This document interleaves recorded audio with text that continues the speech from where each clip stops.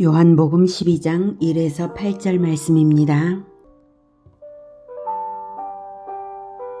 12장 6월절 엿새 전에 예수께서 베다니에 이르시니 이것은 예수께서 죽은 자 가운데서 살리신 나사로가 있는 곳이라. 거기서 예수를 위하여 잔치할세 마르다는 일을 하고 나사로는 예수와 함께 앉은 자 중에 있더라. 마리아는 지극히 비싼 향유 곧 순전한 나드 한 근을 가져다가 예수의 발에 붓고 자기 머리털로 그의 발을 닦으니 향유 냄새가 집에 가득하더라. 제자 중 하나로서 예수를 잡아줄 가룟 유다가 말하되 이 향유를 어찌하여 300데나리온에 팔아 가난한 자들에게 주지 아니하였느냐? 하니 이렇게 말함은 가난한 자들을 생각함이 아니요 그는 도둑이라. 돈괴를 맞고 거기 넣는 것을 훔쳐가미러라.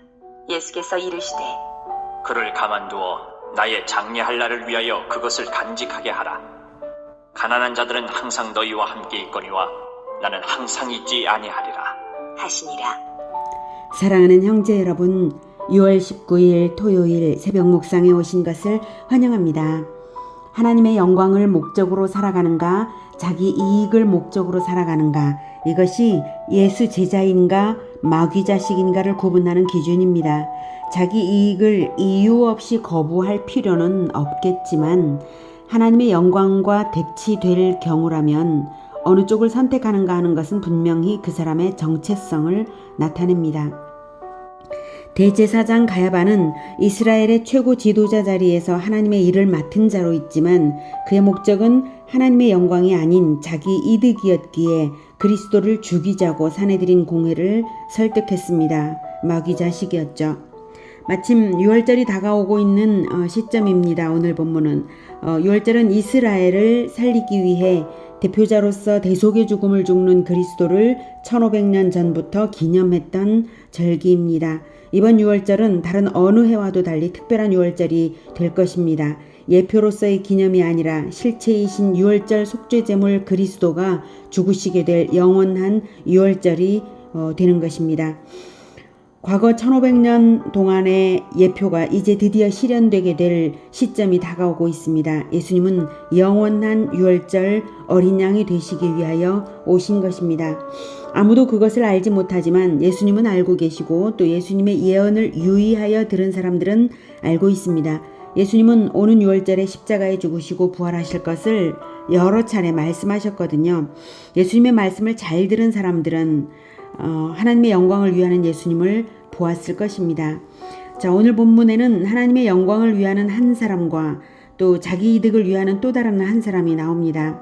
1절 6월절 엿새 전에 예수께서 베다니에 이르시니 이곳은 예수께서 죽은 자 가운데서 살리신 나사로가 있는 곳이라. 거기서 예수를 위하여 잔치할세 마르다는 일을 하고 나사로는 예수와 함께 앉은 자 중에 있더라. 아마도 나사로를 소생시켜 주신 것에 대한 감사로 마르다의 집에서 잔치를 벌였나 봅니다. 3절 마리아는 지극히 비싼 향유 곧 순전한 나드 한 근을 가져다가 예수의 발에 붓고 자기 머리털로 그의 발을 닦으니 향유 냄새가 집에 가득하더라. 나사로의 동생 마리아는 예수님을 위하여 아주 특별한 이벤트를 준비했습니다. 지극히 비싼 향유 곧 순전한 나드 한 근은 300데나리온이나 하는데요.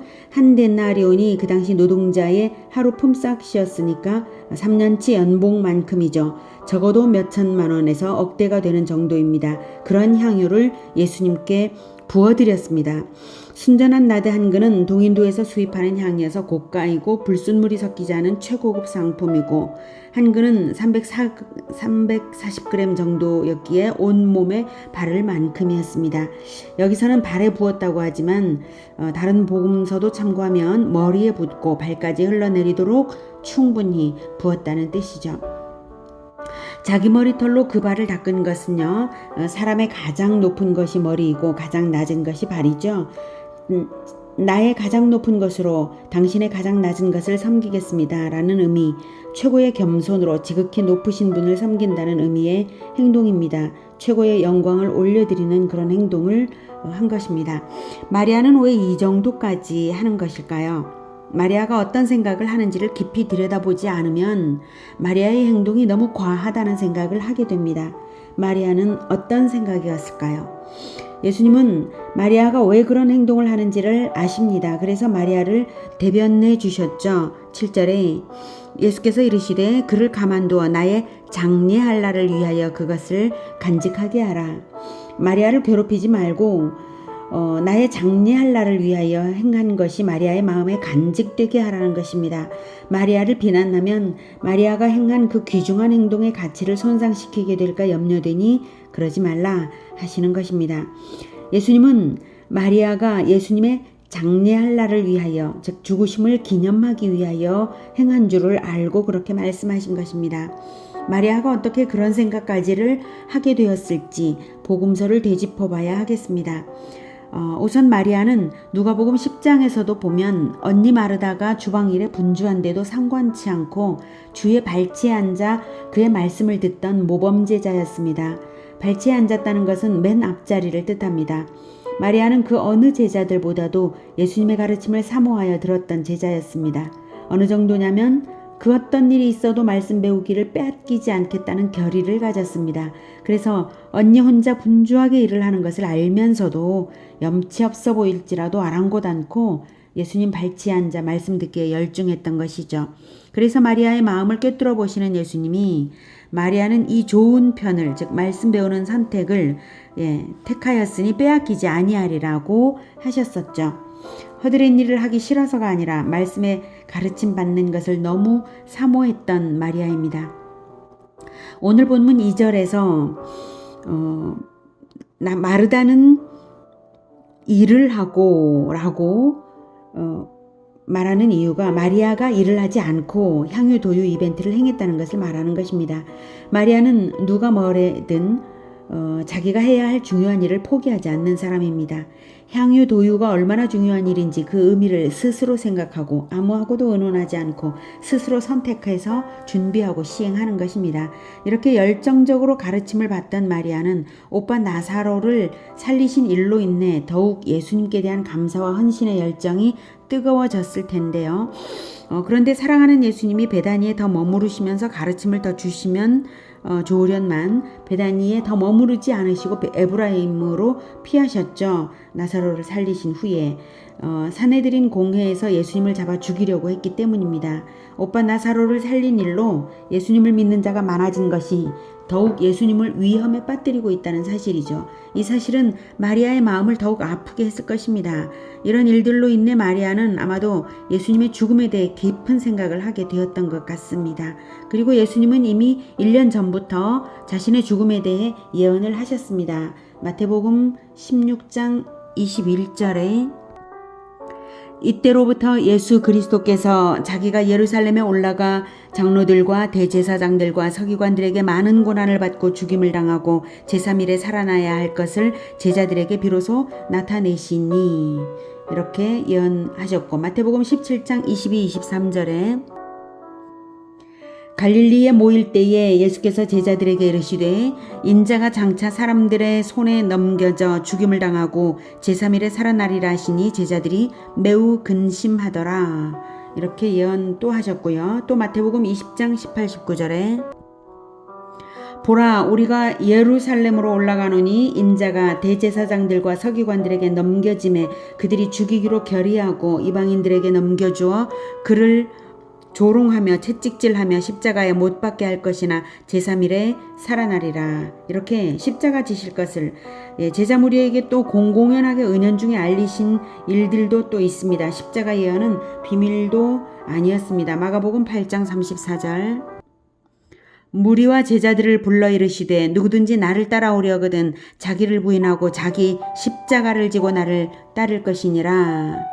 이렇게 무리와 제자들에게 말씀하셨고 누구든지 따르고자 하는 자들이 듣도록 하신 말씀이고 1년 전부터 하셨으니 예수님의 말씀을 농담으로 듣지 않았다면 예수님의 죽음의 의미를 생각해야 할 일입니다. 그런데 제자 중 어느 누구도 예수님의 죽음을 받아들이지도 못했고 죽음의 의미를 이해하지도 못했습니다.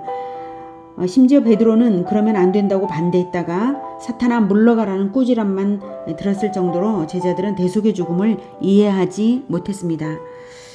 구약 성경을 읽었을 텐데도 말입니다. 그러나 마리아는 예수님의 가르침을 깊이 생각하며 들었기에 십자가의 죽음과 부활의 의미를 이해했습니다. 그리고 믿었죠. 그리고 그 죽음은 이제 며칠 후로 다가왔다는 것도 알았습니다. 며칠 후 6월절 엿새 전에 6일 후에 이제 예수님이 돌아가실 것입니다. 그리고 이 잔치는 예수님을 위한 잔치이고 해서 마리아는 감사와 영광을 올려드릴 일생일대의 헌신을 준비한 것입니다. 예수님도 일생일대의 헌신을 결연한 의지로 준비하고 계셨기 때문입니다. 나사로가 살아난 일로 인해 예수님이 죽음 당하실 일은 더욱 확정적이었습니다. 그런데도 예수님은 다 아시면서도 오히려 보란듯이 나사로와 잔치에 함께 하시고 죽음의 순간을 기다리고 계신 것이죠. 완전한 헌신으로 구원을 이루어가는 예수님처럼 마리아도 이제 제자답게 본받는다면 무슨 일을 해야 할까 생각하고 한 것입니다. 그것은 예수님의 죽음을 영광되게 하는 것입니다. 예수님이 죽지 마시도록 그 죽음을 막아서는 것이 아니라 예수님의 죽음을 영광되게 기념해 드릴 수 있어야 합니다. 그럴 수만 있다면 일생일대의 헌신으로 높여드리리라. 그리고 이 잔치 때야말로 가장 좋은 기회이고 이 잔치 때가 아니면 나에게는 더 이상 기회는 아마 없을 것이다. 이런 생각을 했을 것입니다. 그래서 가장 고귀하신 분에게 향유를 발라드릴 생각을 한 것입니다. 이스라엘에서는 귀한 손님이 오시면 기름을 발라드리고 또 장례식에서도 시신에 향유를 바르는데요.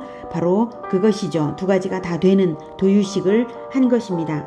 그래서 본문 3절에서 마리아는 지극히 비싼 향유를 발라드렸는데 그 향유 냄새가 집에 가득하더라고 마리아의 의도대로 된 것을 표현하고 있습니다. 마리아는 예수님의 숭고한 희생이 온 세상에 나드향처럼 퍼지기를 바라고 한 일입니다.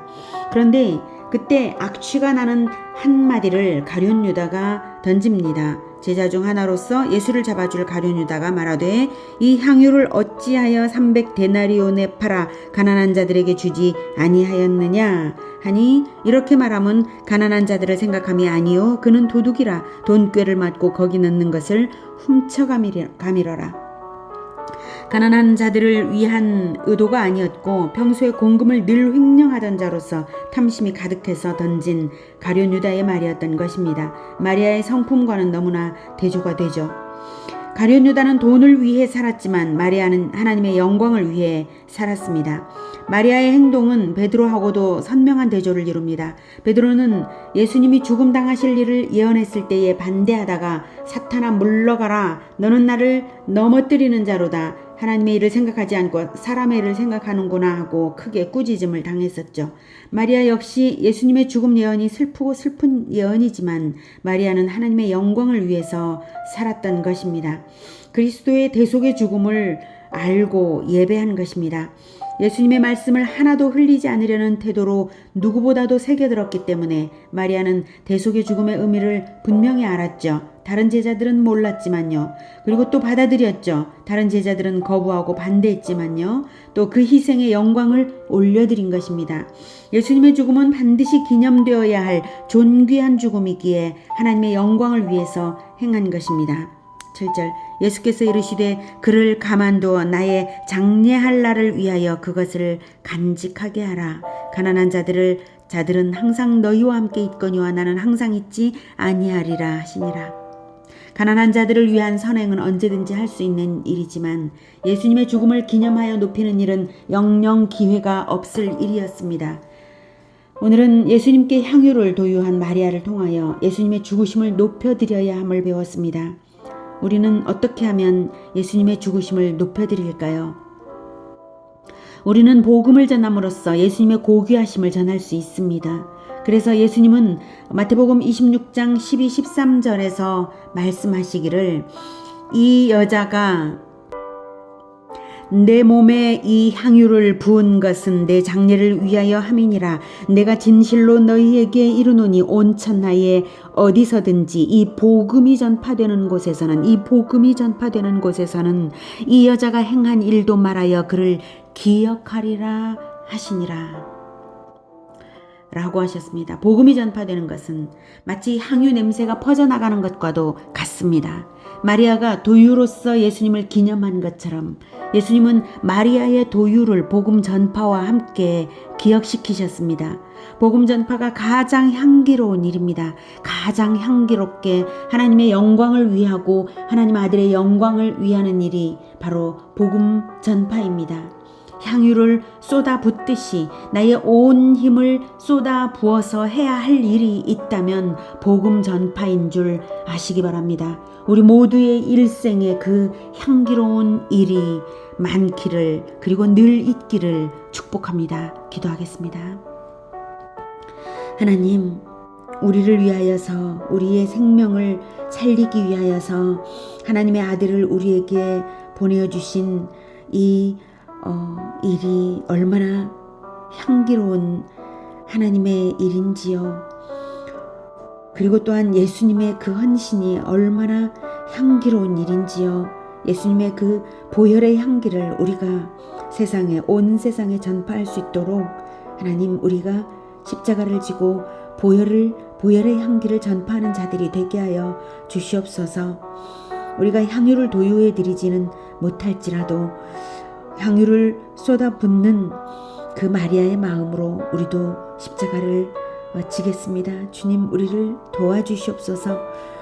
복음을 전파하는 것에 최선을 다하고 늘 이 향기로운 일을 일생 내내 할 수 있도록 주여 우리를 도우시옵소서. 가장 향기로운 보혈의 향기를 퍼뜨려 주신 예수 그리스도 이름으로 기도드립니다. 아멘. 이어지는 시간은 개인 기도 시간입니다.